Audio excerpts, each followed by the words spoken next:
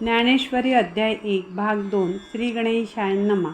माऊलींनी श्री गणेशाची स्तुती करून ग्रंथाला आरंभ केला.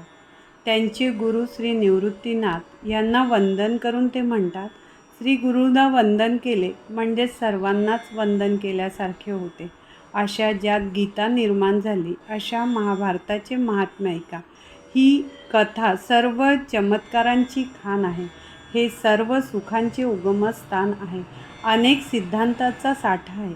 व्यासांच्या विशाल बुद्धीमध्ये स्फुरण पावून सरस्वती कथेच्या रूपाने त्रिजगतात प्रगट झाली आहे. सोन्याची लगड पाहिली असता ते सोने डोळ्यात भरत नाही, पण त्यात लगडीचे दागिने बनवल्यावर ते सोने आपले निरनिराळे सौंदर्य दाखवते.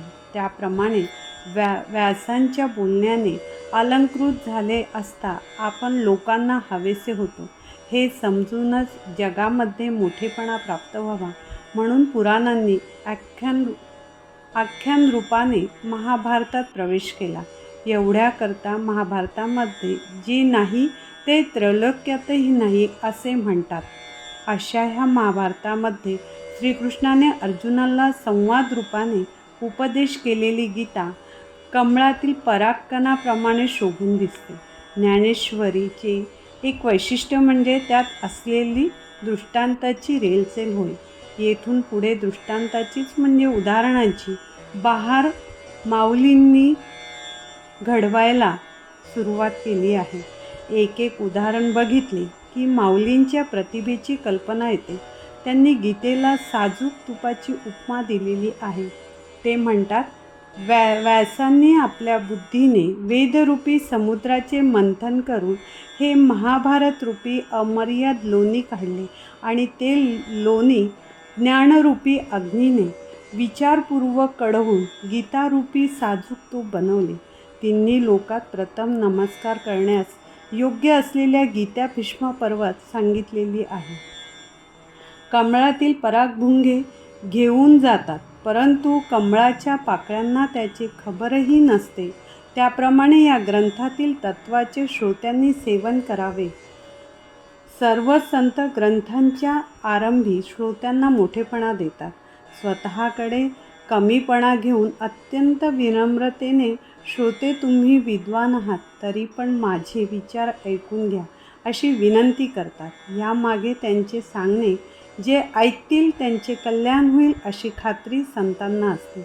इथेही श्रोत्यांनी त्यांची कथा मन लावून ऐकावी म्हणून त्यांची स्तुती करताना माऊली म्हणतात, लहान मूल जरी बोबड्या शब्दांनी बोलले तरी त्यातून आनंद घ्यायचा हा आईबापाचा स्वभाव असतो. त्याप्रमाणे तुम्ही माझा स्वीकार केला आहे तेव्हा माझी जे काय उणे असेल ते सहन करून घ्या. हे गीतार्थाचे काम न झेपणारे आहे. याचा विचार न करता उगाच हे साहस करण्याचे मनात आणले आहे. टिटवीने समुद्र आटवण्यासाठी ज्याप्रमाणे आपल्या चोचीने पाणी उपसण्याचा प्रयत्न केला, त्याप्रमाणे मी अल्पज्ञ ही गीतार्थ सांगण्याच्या कामात सद्गुरूंच्या आज्ञेने प्रवृत्त झालो आहे.